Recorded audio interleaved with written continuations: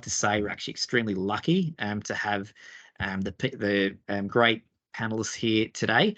And I just wanted to give you just a slight background on some of them. So first of all, I'd like to introduce you to Wendy.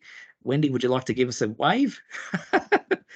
Excellent. So the Queensland leader, Wendy Erhart, has had a long, successful career in agricultural business, building productive relationships with varied stakeholders that have resulted in fast-tracking critical state and national initiatives.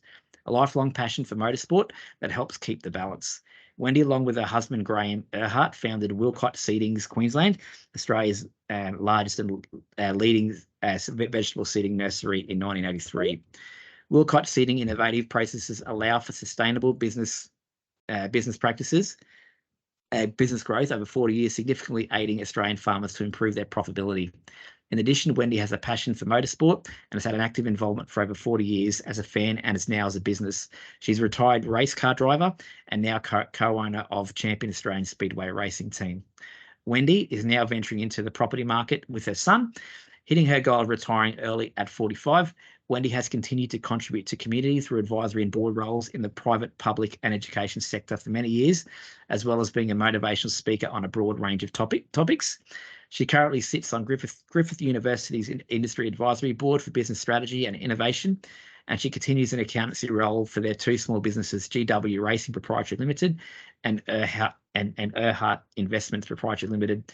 And Wendy goes by the motto, "Business is the ultimate creative expression." So that's Wendy for you. So we're very lucky and very happy to have Wendy joining us today. So next up, I've actually got Steve Dunn. Steve Dunn. Steve, you want to give us a bit of a wave? Excellent. So Steve Dunn is the Chief Executive Officer at Digital Keys, and prior to founding Digital Keys, Steve gained much of his property management experience as a manager in local government, whilst working in 3 local government areas across Australia, including Subiaco in Western Australia, Holdfast Bay, South Australia, and Cairns in Queensland. Steve helped manage a range of assets, including community centres, sporting facilities, function centres, art galleries, cemeteries, and libraries. Steve holds a Bachelor of Town Planning and a Master in Business Administration from the University of South Australia. Steve has travelled extensively with his wife and children, at one stage residing in Asia for 3 years. Steve's travel and work experience have developed him deep insights and relationships locally and internationally within the tourism and hospitality sectors. And Steve's also the co-author of the new book, Startup Accelerators, a Field Guide, published by Wiley. So welcome, Steve. Glad to have you with us. So that's actually really good. So the next person I would like to introduce you to is Professor Naomi Birdthistle. So give us a wave, Naomi. So Professor Naomi Birdthistle has entrepreneurship and family business running through her veins. She tried to work in a family business when she was 4, but was told she was too small. She came back year after year asking to work, and eventually her grandmother capitulated and left her to work in the family business when she was 7. After years of working in the family business part-time and having completed her studies at Stirling University and Babson College, Harvard University and the University of Limerick, Naomi established her own consulting family business in her hometown. Naomi's research covers many areas within entrepreneurship and family business, including entrepreneurship education, disadvantaged groups, succession planning in family businesses, and divorce in the family business. Naomi has been successful in receiving several grants since coming to Australia to the tune of $1 million. She recently won an Advanced Queensland grant that aims to support clinicians to become more entrepreneurial, and has won 2 DFAT grants in 2022, which assisted women entrepreneurs in Japan and China, Vietnam and Australia to connect and develop a community practice. Naomi has co-authored the Australian Contribution to Entrepreneurship Policies for an OECD publication. So nice to have you on board, Naomi, which is great. And now we have Professor Mark Loon. So Mark, would you like to give us a wave? There we go. Beautiful. Excellent. So Mark is the head of Business Strategy and Innovation Department in Griffith Business School. He's just returned to Australia after 13 years in the UK. An area of Mark's research is a business model BMI. Business models can be a source of innovation. Firms reorganise its internal activities and structures to create a new value proposition to its markets while retaining the same levels of technology. BMI itself is an innovation, but it can also spur other forms of innovations, e.g. products, services and processes. Some of Mark's research in BMI involves in Hong Kong SMEs, whom he observed to be able to create efficient yet innovative enabling business models. Prior to academia, Mark was a management consultant with firms such as Ernst & Young, CAP, Gemini and KPMG, and had his own firm in Sydney. In this time with these firms, he has helped medium-sized firms to enhance their governance structures and processes as they become public listed firms. In the 1990s, while taking a break from consulting, Mark started up an adventure tourism business with two friends. The business at the time brought together disparate adventure tourism activities such as caving, jungle trekking, mangrove kayaking, and white river rafting around across the Malaysian peninsula and Borneo. The business was successful and had retail customers from parts of the world, including corporate clients such as Shell. So, last but certainly not least, we have Associate Professor Luke Houghton. Luke, would you like to give us a wave? Okay. So, Associate Professor Luke Houghton is the Academic Director, Executive Education and Associate Professor in Management and Information Systems in the Griffith Business School at Griffith University. Luke is actively engaged in research and management problem solving with over 80 publications published in the field. His research follows three key streams. The first stream looks at how framing and sense-making influence problem solving in messy management environments. The second stream is a federal information systems project which looks at the social, technical, and organizational aspects of impacts of workarounds. The third stream involves a study of communities of practice and technology use, as well as the practices of blending learning in higher education context. His main passion is thinking about how cognitive models, thinking patterns affect the way we solve problems and make decisions. So as you can tell, we're in good hands this evening with what we've got here. So a warm welcome to the panelists, and also a warm welcome to you too, as the people that have logged in tonight. Okay, so as I discussed, we actually will start. We will start the questions, and this one is directed towards both Professor Naomi and Wendy. Can you both provide some of your insights into some of the challenges with setting up a family business and how you managed to overcome them? Well, look, I'm happy to start, Naomi, if you're on. Righto. So we started back in 1983 with very, no skills. My husband's a mechanic. I'm a registered nurse. And we went on to build, the largest vegetable seedling production in the Southern Hemisphere. But we learnt some really key stuff along the line, like being a family business. You really got to find a product that everybody needs. And we were fortunate we fell on our feet, because when we first started out, we were doing vegetable seedlings, but then we did slot into flowers for a while. But when things get tough, people don't buy flowers, but everybody continues to buy food. So it's hunting down for that product that can cope with the highs and lows of what happens in the economy and, and the environment. Another key thing I probably didn't learn till about 10 years into business was really got to understand what your strengths are. Take that time to learn about yourself, what you do naturally. Like, I'm a systems person, organised, plan. But then I've got some weak points. So we were very fortunate about 10 years into business. We got involved with doing programs with 70 of our managers to understand how we best operated, how they best operated, and putting the two together just made a huge difference.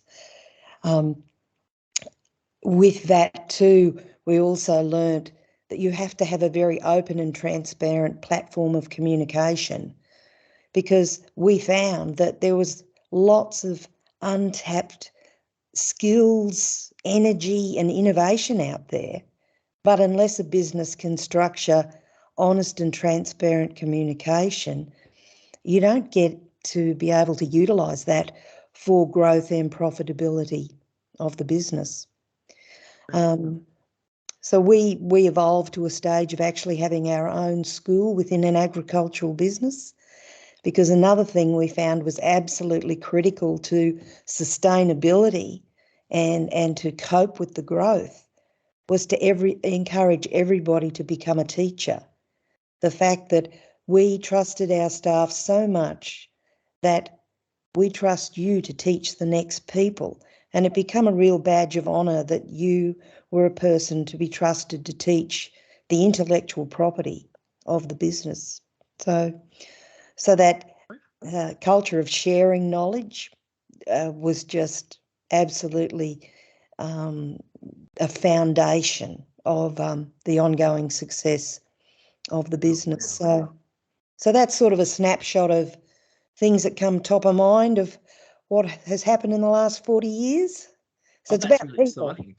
Yeah, about people. I think that really cuts to the core of it, doesn't it? And that sort of sharing of knowledge. I think that's a really good pertinent points that you raised.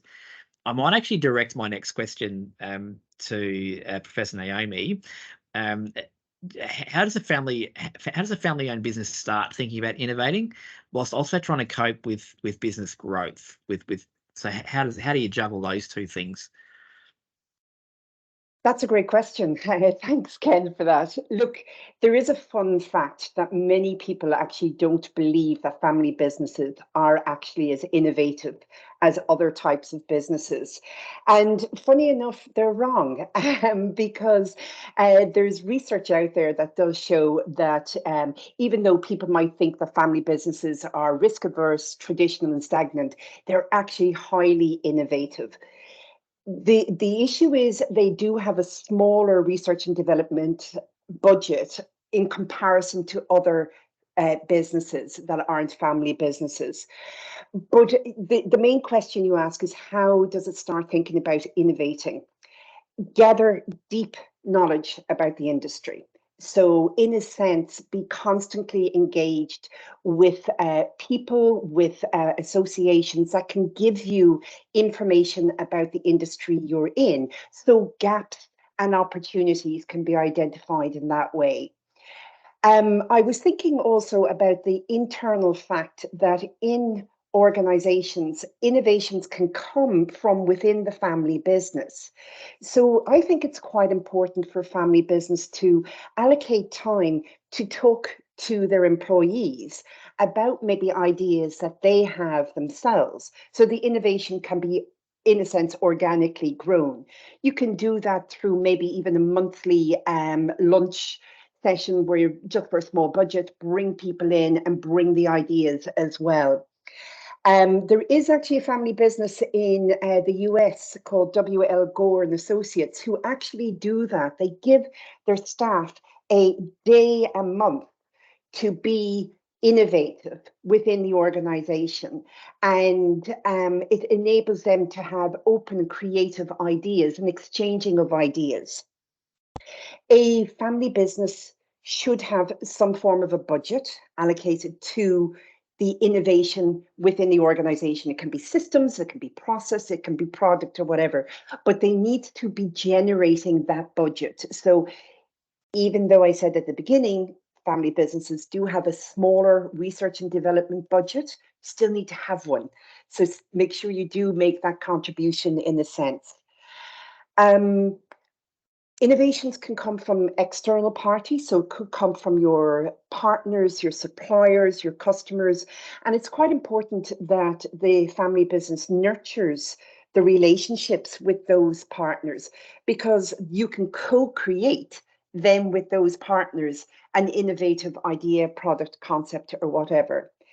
And you know, in a sense, the individual themselves, meaning the family business members, need to be part of the whole innovation process as well. They need to be in there from the very ground up, in a sense, so that they can articulate across the board about what innovation is happening within their organization. So they're my thoughts on how you can start thinking about being innovative within a family business domain. Wendy, what are your thoughts there? I love that idea about intentionality too, that Yes. actually making time for it. I think that's really important. And I think that that's sort of something that that can engage ideas and thoughts from maybe some people that maybe wouldn't have thought that maybe have some ideas, but actually have been bubbling away in their mind as they're coming to work. So that's a really good suggestion. Yeah. Sorry, Naomi, you wanted to say something on that? No, just over to Wendy. Also, like really on innovation, I've found over the years that a crisis is a fantastic opportunity to force change, force new thinking, and businesses that can have enough confidence to just make some decisions, like making no decisions the worst thing. Make a decision, it gives you that competitive edge, because often it is an industry or a sector who's going through the same crisis. Like we've saw that many times with drought, flood, hail, rain. Now you look at COVID, the businesses who could adapt, turn those problems into a competitive edge, already have their systems in place, they can scale it up and get it to market. We were never a business to take time to learn about the rest of our industry. We often found they were already behind. We actually learned a lot from going to totally different industries. We picked a lot of industry ideas up from actually shipyards of logistics of freight coming into Australia for an agricultural business. So we look beyond your backyard. Yeah. And just before, I just wanted to add something quickly in though. We do have a Q&A function. I forgot to mention at the beginning, we actually do have a Q&A function. Please ask the questions. If you look at your top ribbon up the top there, you can actually ask some questions, and I can certainly put that to the panel as well. So yeah, we have 3 questions that came through, but we might have some space to answer some questions as well. And that was sort of a nice little segue about that whole idea about COVID and some of that sort of adaptive businesses needing to adapt. I'd like to actually now throw it over to Associate Professor Luke Houghton. Luke, business operates within a constantly changing environment. So the need for businesses to learn and adapt and change is becoming basically a necessity. So in your experience, can you provide some case studies or experience of how businesses can do this efficiently? Yeah, I'm just going to build on top of what Naomi and Wendy have said so far. They've covered a lot of that. So one of the things I think that's really important in that space is to constantly be looking for new opportunities and product lines and different things you can do to make the relationship with your customers better and more and give it more longevity.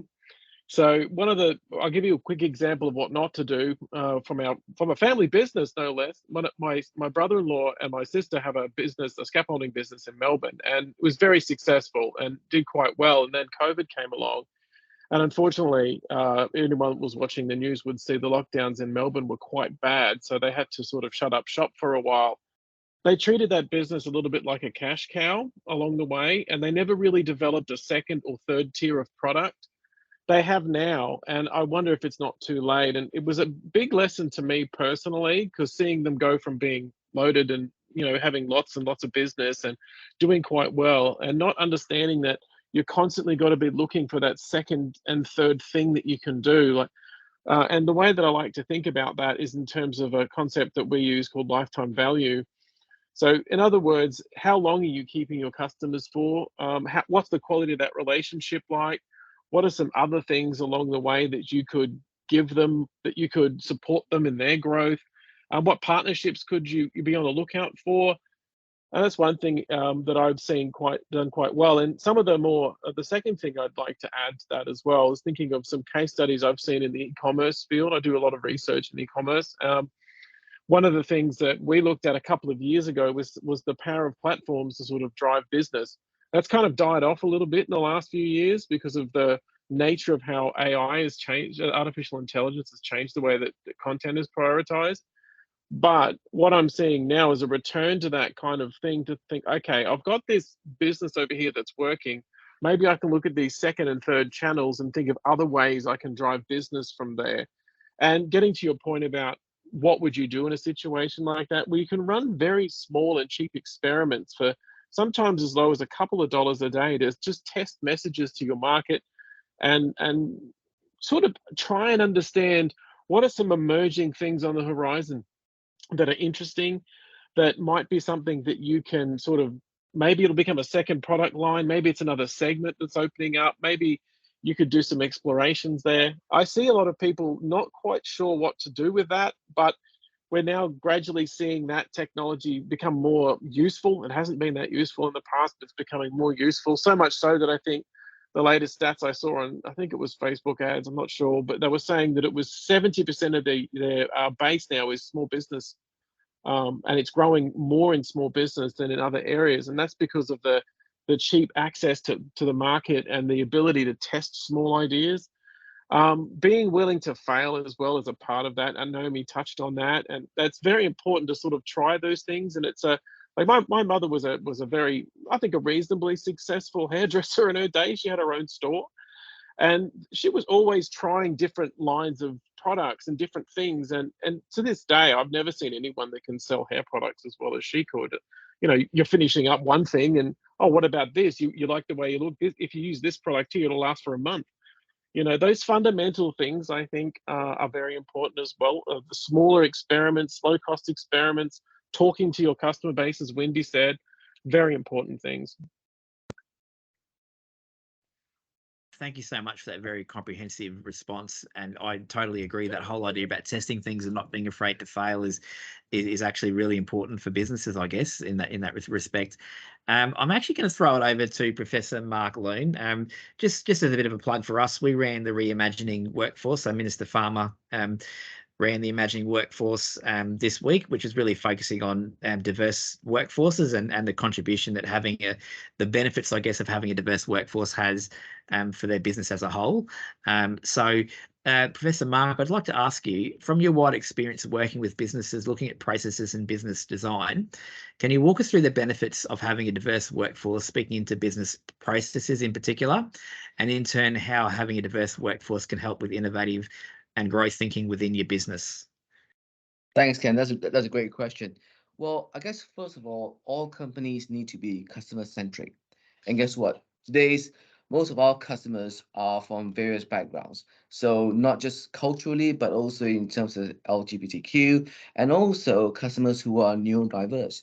So if your customers are that diverse, having a diverse workforce will help.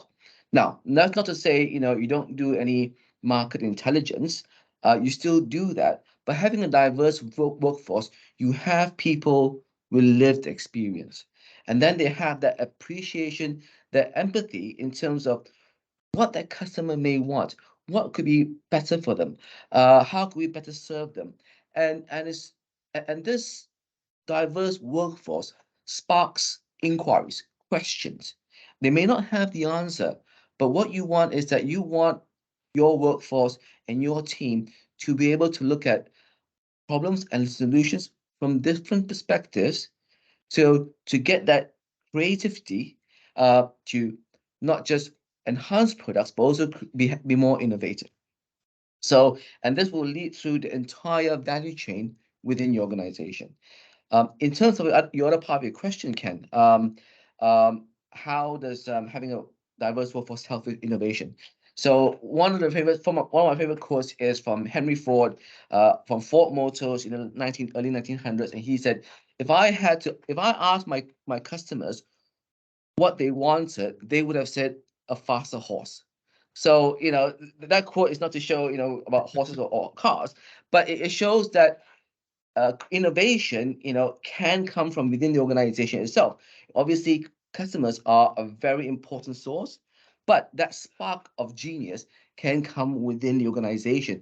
And of course, when you have a diverse workforce, for all those reasons I've just said, those sparks of genius do come in. And the famous story of Steve Jobs. Steve Jobs was very much influenced by Eastern philosophy and culture, and that's why a lot of the Apple products, have a lot of that in it. So thank you, Ken. Hope that helps. Oh, that's awesome. Thank you so much, Mark. And yeah, as the benefits of a diverse workforce is huge, and I think that what we're trying to do is to really encourage that, because that can only make a business better, hearing more voices and different ideas from different perspectives. So I think that's a really great response. Thanks for that, Mark. We're kind of going to move into more of an innovation space, or more talk even just more about innovation. And we've got Steve Dunn here, and Steve has been quite innovative in his thinking in products and product design, etc. So we're going to sort of go down that direction now. So, Steve, I just might just give you just a quick intro. Steve, you're the founder of Digital Keys company that is now the leading provider of smart access control solutions for enhanced safety, security, and smarter business operations. And I just probably wanted to ask about a product that you created. So through your experience, can you walk me through the design process of creating your 5G, and I hope I get this right, IoT smart lock that was created in 2016? And it might be good to maybe just give the people that are listening a bit of an overview of what that smart lock system is. And I guess the second part of that question is those 5 practical innovation tips for business that practical that people can actually bring into their business through some of your experience. So over to you, Shane, to sort of just sort of answer those questions. Yeah. Sure. So this is our product here. It's a 5G IoT smart padlock. And so this is the first time that connected access control can be offered without on-site equipment, on-site network infrastructure, and on-site power. So this is what it looks like when you wake it up, and this is what it looks like inside. So it has a SIM card inside, so it's able to connect to the internet, so it doesn't rely on Wi-Fi or Bluetooth. So yeah, so basically about 5 years ago, we got a grant for R&D from the European Commission, and we got the attention of Vodafone and Huawei, who invited us into their NB-OT lab in just outside of London at the Vodafone headquarters in the UK. And then about 6 months later, we came out with our first NB-OT smart door lock, which was just a prototype basically. And then Huawei took us under their wing and into their Shenzhen lab over in China, where we did some more certification and testing, and then we built another iteration of the door lock, and then about 6 months later, we got lots of introductions through all these different big companies such as hotels, offices, banks, universities that all placed some orders. So then we went into a manufacturing run of 1,000 odd units and sold them and installed them. And then basically the trade war hit. So by law, Vodafone could no longer sell us SIMs and connectivity. So we basically had to pull that product and then look at finding another solution. So we had to scramble around to try and work out how we're going to replace Huawei. We're integrating to one of their platforms, the device management platform. And also we had some Huawei chipsets in there. So we had to basically migrate our IoT platform and software and apps over to AWS. And we looked around at all the different sort of solutions available on the marketplace at the time and decided AWS was probably the best option. And then we started working with a virtual mobile network operator that was able to give us a connection in 40 different countries with the one SIM card, and it connects out of the box. So yeah, so this is all about using your phone to be able to unlock, and 4 other unlocking methods. You can unlock over the network. You can use the network to program it for time-sensitive use, and unlock with a PIN, unlock with NFC cards, and then you can also unlock with your phone with NFC after programming the lock. And we also extract the data of who used the lock at what particular time, so you can track people's movements around different sites. There's inbuilt alarms in there as well, so if anyone attempts to tamper with the lock, basically it wakes up and sends a message to say somebody is trying to break this open. And so yeah, basically we've been building this because the other lock manufacturers have been focused on Wi-Fi Bluetooth solutions. So we've been able to sort of slip through the cracks. They don't want to cannibalize their existing product range. So we've seen it like Kodak, basically, who they hid the digital photographs and the digital camera from the big wide world for quite some time because they were doing so well with their analog solutions. So yeah, this is what we've seen happening in the lock manufacturing industry. So yeah, we're excited now that we've just launched 2 new products, the smart padlock and also a new smart door lock. And yeah, we're getting lots of orders from all these different companies all over the world, mostly large critical infrastructure companies, so energy, gas, water, electricity. These companies have already adopted the technology that's in there. So yeah, it's been an interesting journey trying to bring a completely new product to market. There is no such thing as a a SIM card connected padlock in the market at the moment. So we're getting inquiries from companies all over the world. So I mean, I've got 5 practical tips that I can share about the journey in bringing a new product to market. Your microphone, Kenneth? You're on mute, Ken. Sorry, my apologies. Before you do that though, how long did that process take? Like as a period, like how long did it actually take from that idea of conceptual to that point of being ready for market sort of thing, or ready to be put out? So how long did it take? Yeah. Yeah, it's about a year and a half or so with the first build with Vodafone and Huawei. So almost closer to 2 years by the time we finished the manufacturing run and sold them and got them out there installed in all these different places across Europe. And then, yeah, the rebuild has basically taken 3 years. It's been a little bit slow because of COVID and lots of supply chain issues and everything else that's been going on in the world over the last few years. So, yeah, it certainly has not been a speedy process. It hasn't happened overnight, but yeah, it's been worthwhile persisting to see all the demand that we're getting now. Awesome. All right, yeah, no, that'd be good. What about your 5 tips there? Sorry, you got there, Steve. The 5 tips.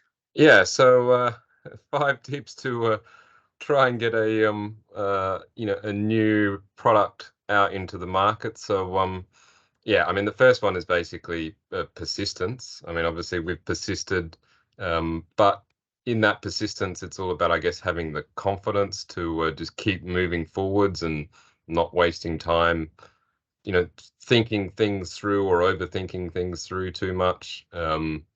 Second point is about seeking out and trying to find tech people everywhere you can get. So this is a tech product. I mean, obviously, if you're not building a tech product, then then you won't need the tech people. But the point is, to find you got to keep looking for workers, and you have to try and think of creative ways. Do you use local contractors or overseas contractors? Do you go through Fiverr or Freelancer, or do you go to university events? Do you have to network? So yeah, just constantly be looking, bringing on interns. So we've brought on about 12 interns over the last a few years. So constantly looking for the people that can help you build the product. This one, I don't want to sound too negative, but watch out for sharks. So we call sharks consultants, coaches, advisors, mentors. So there's a lot of people out there that sort of looking to try and, I guess, take advantage of a company that's a startup and trying to build something, going through R&D. So you don't want to be wasting money on the sharks is third point. Yeah, and basically fourth point is giving everything, all your efforts and focus to build the product. So don't waste time trying to raise capital or doing marketing or basically do whatever you can to finish the product in the shortest time possible, because we took a long time, lots of factors outside of our control. So yeah, try and keep the focus on building rather than being tempted by all these other shiny balls that may come along. And then the final point is about finding product market fit. So be prepared to pivot, be flexible, move towards where the demand is, where what customers are asking for or where you see the demand. So, you know, we originally built 3 iterations of door lock before we kept hearing all the time, we want a padlock because it doesn't exist. So we sort of, you know, still built the door lock, but we realized that the demand was coming for our padlock. So that was where the market product fit was. So be prepared to sort of move in whatever direction as you innovate. So that's my 5 practical tips. Oh, awesome! Thank you so much for that. Any other practical tips from any of the other panelists around sort of that innovation space? Any sort of practical things you could offer, or did Shane just cover it off remarkably well?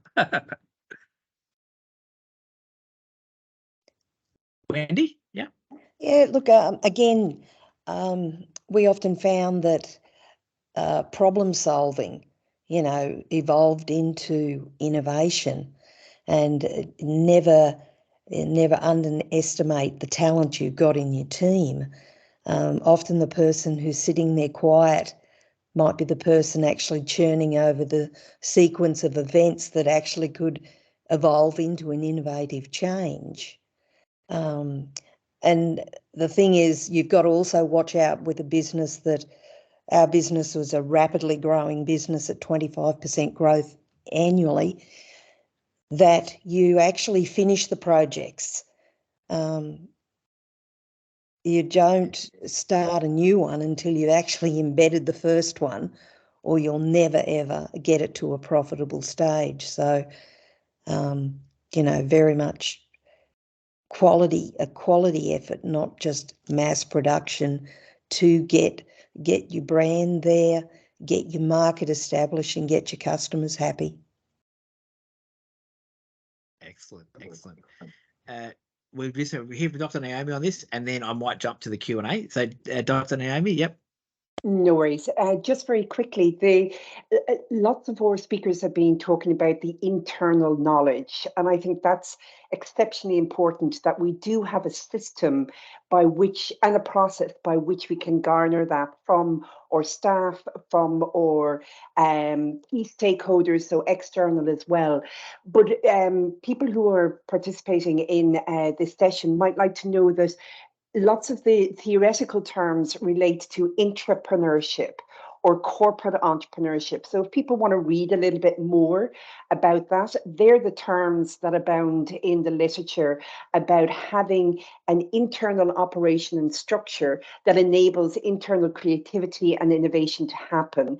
And there's a whole architecture that one can actually design your family business, your medium, large size business to be intrapreneurial, enabling that creativity to happen as well.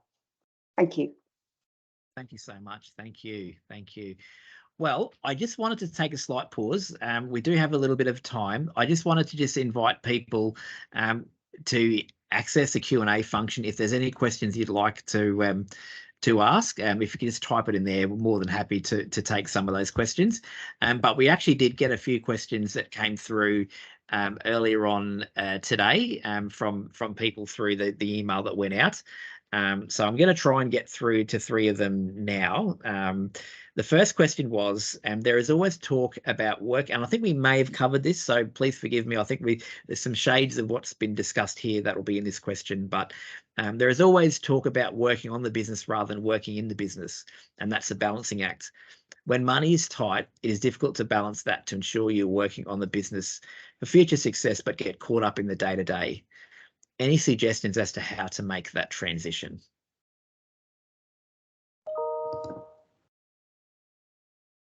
Wendy, yep. Yeah. We used to make that part of the daily routine. It just become part and parcel of what you did every day. Was that planning, you know, that forward thinking, not actually, you know, pulling the whole 70 managers off-site to go and do something. It just become part of what you did every day as your routine, if that makes sense. Build it into your practice. Yeah, that makes a lot of sense. Yep. I think you cover that off in your questions too, which is really great. So it just reinforces that. Naomi. I've been asked this question a fair amount, so I did actually have some research looked up and in my notes and whatever. And actually, it was Michael Gerber 35 years ago who actually coined that phrase of working on versus working in. And he has written a book called The E-Myth Revisited. So people who are listening to this might like to reach out and read his book. But some of the top 4 tips I'm just going to give to people who want to work on the business rather than in. So when we're looking at working on the business, we're trying to invest time so that we can actually basically develop better and new horizons for our business. So one thing is, see what you can subcontract out. What can you hire out that takes your time away from being able to think on the future horizon of your business? Something like what Luke suggested as well, which was the technology and artificial intelligence. Is there any technologies that can help with those mundane tasks you actually do have to do? Something that my dad taught me was you need to spend up to 20% of your daily time thinking about business development. Walk away from the business, go for a walk and just think about those working on issues. It could be half an hour, 45 minutes in the morning, half an hour in the afternoon or something like that. One of the most important things I need to suggest is actually trust your staff and delegate roles and responsibilities to them. You can't do everything. As an entrepreneur, we wear all the hats at once. We can only do that for a certain period of time. When we grow to a certain size and we have staff, delegate tasks and responsibilities to them. But give them small tasks at the beginning and let them succeed in those tasks. You, as the founder or the family business or the small business owner, start to get more confident in your staff taking that responsibility. Give them then more responsibility and you then focus on the bigger picture. Thank you. Excellent. And Shane, I'd just like to just ask you to chime in on that. How did you balance with your company with the idea that you were creating? Sorry, it's Steve there. Ken. Steve. My apologies.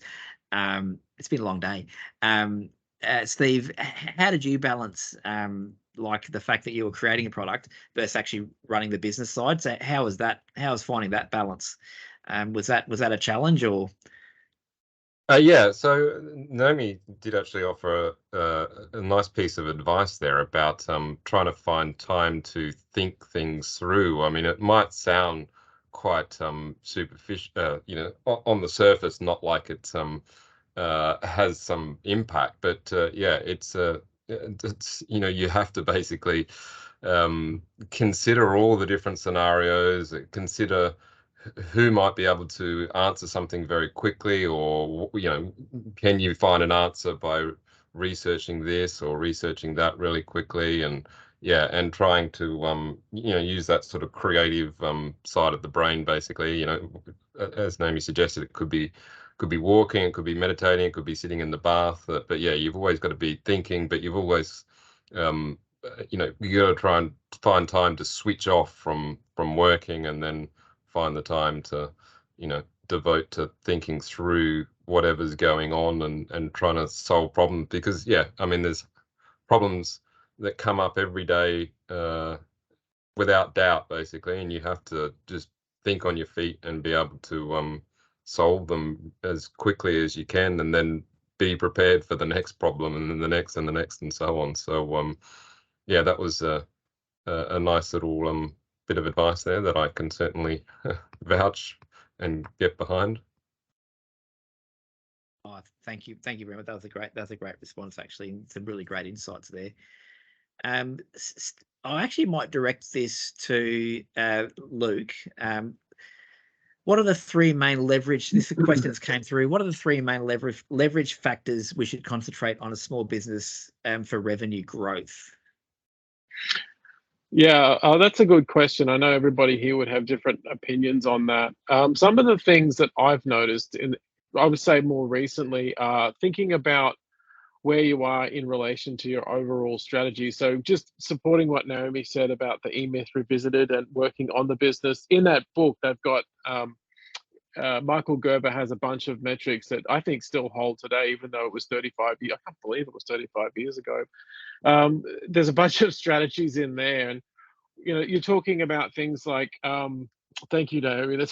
You should read that book. Actually, it's been revised recently, so revised. But so looking at lifetime value, or I said earlier, or how much does it cost for you if you're like a local business? How much does it cost for you to acquire a customer?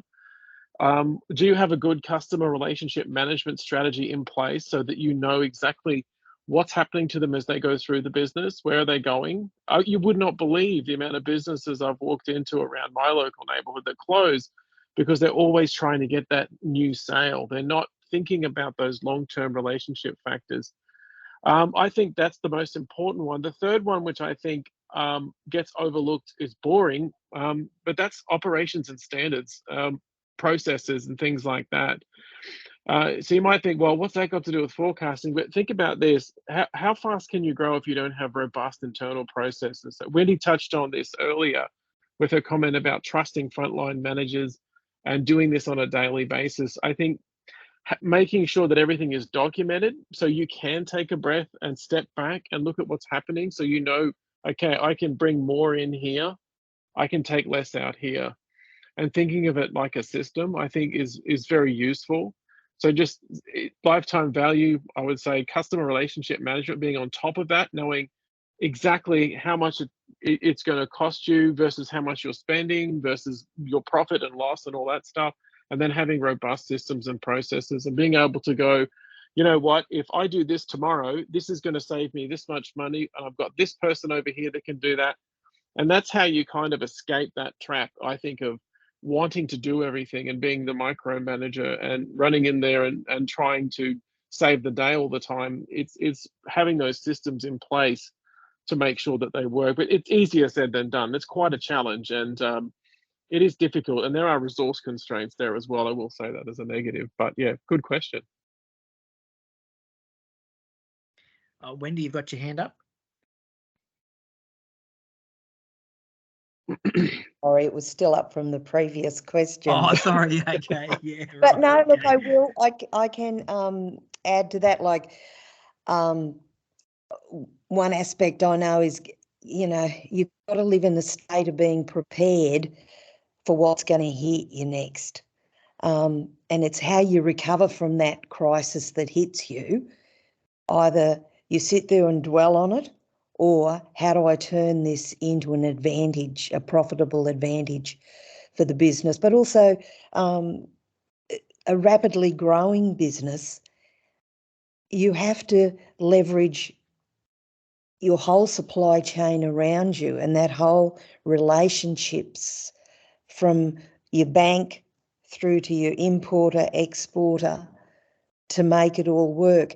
The foundations of those relationships, which Naomi touched on very early on, give you that strength to cope with the rapid ups and downs of what has been happening with the economy in recent years.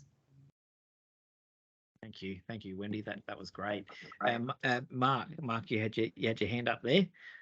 Yeah. Anything you'd like to add? Yeah. Yeah, just to echo colleagues. When entrepreneurs start off as a one-person show, the investment is usually on the product, on the market, but slowly as it grows, the entrepreneur has to focus on investing in the organization, in the people, and that's where you get the ability to cope, to be flexible, to be creative, and also innovative. So I just wanted to echo colleagues. Oh, that's perfect. Oh, excellent. Okay. Well, I think that might be it. I'll just double check that I haven't got any more questions. Double check. Sorry, guys. Just bear with me. I've just got a few screens open at the moment. This was a question where I think actually, to be honest, I think our department could certainly probably sort of have a bit of a go at sort of talking about this. But we did get a question in from a social enterprise saying, is there a smarter way of connecting with schools, decision makers for external service providers? So I guess I'll probably just add a little bit that the role that I guess the department plays, we actually do try and act as a bit of a connector between schools and industry and agencies.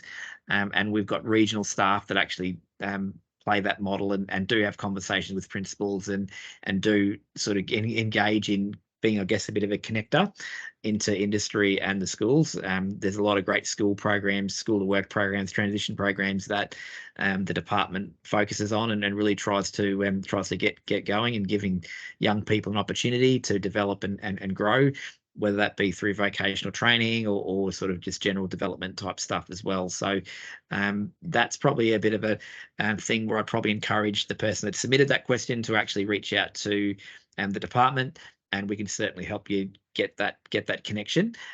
But I do understand Naomi had some thoughts on that as well. So I'll just hand you over to Naomi as we sort of set to sort of conclude things. So Naomi, please go ahead. Thanks, Ken. In part of my role within the Griffith Business School and in the Department of Business Strategy and Innovation has been to link up with schools as well. So for the person who asked that question, there is actually a conference in July in Brisbane, which is the Business Educators Association of Queensland, abbreviated to BEAQ, that is bringing all of the business educators together under one roof. And maybe that's an opportunity for that person to go and attend. And, you know, as Ken says, definitely reach out to the department. And again, it's about networking. So across the board, lots of our conversation about growth, about starting and self-development, etc. It's linked to the networking relationships that one has too. So maybe have a look at that conference. Thank you. Oh, thank you very much. I don't know whether I got a comment or a question here, but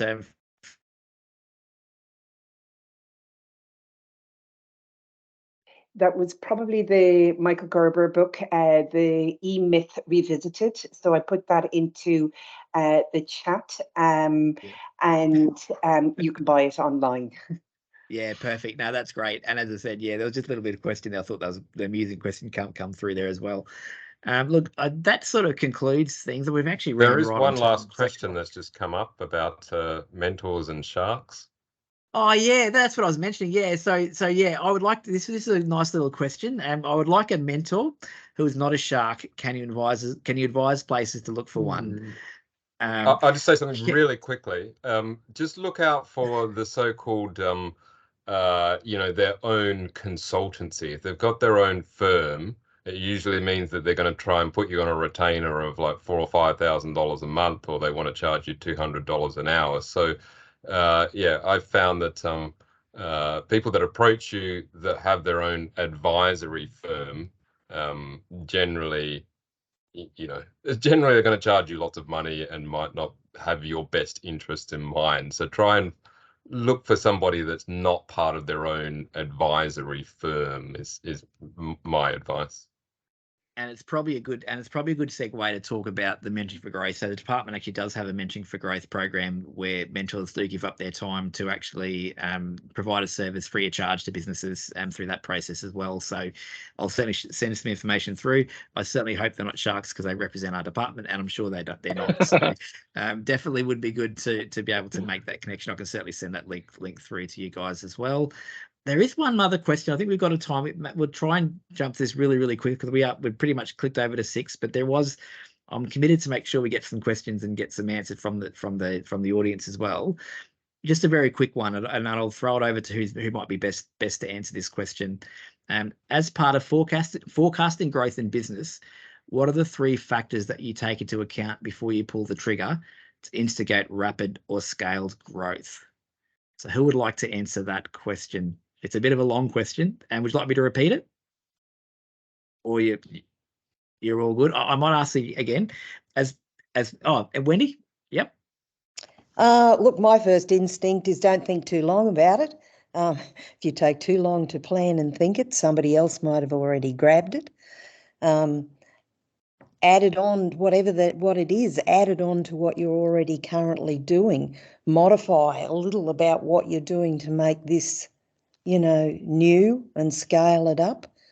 That sort of was my first thoughts. Like, I know over the years, advisors had always told us, you got to plan, you budget, we often found by the time we went through that process, because that wasn't our forte, the opportunity was gone, but that's also very high risk. Thanks, Wendy. Well, on that note, that's a great way to finish. So I just wanted to just draw the session to a close. I just did want to encourage people that Queensland Small Business Month still has, a bit to go. So we sort of wrap it up in the end of May. So please jump to the Business Queensland website and actually get yourself to some of those events that are still currently available, and a lot of those online activities as well. So www.business.qld.gov.au and /QSBM, and you can go and actually see some more events and get some more insights. And personally, I'd like to thank everyone for tuning in tonight, so the audience, but also to thank you so much for the panelists for giving their time tonight to share a lot of that real wisdom and knowledge that you guys have experienced through your own careers and studies, etc. So we definitely thank you guys as well for taking the time out tonight. So with that, I will draw a close to the session, and we will send through an evaluation form for Small Business Month. I want to make that really clear. It's actually for the month, but we'll send that out to you guys as well, just so you guys can tell us what you think. And we look forward to seeing you again soon. Thank you very much. Have a good evening. Thanks, everyone. Thank you. Thanks for being with Thanks, the audience. guys. Thanks for Good coming. evening. Take care.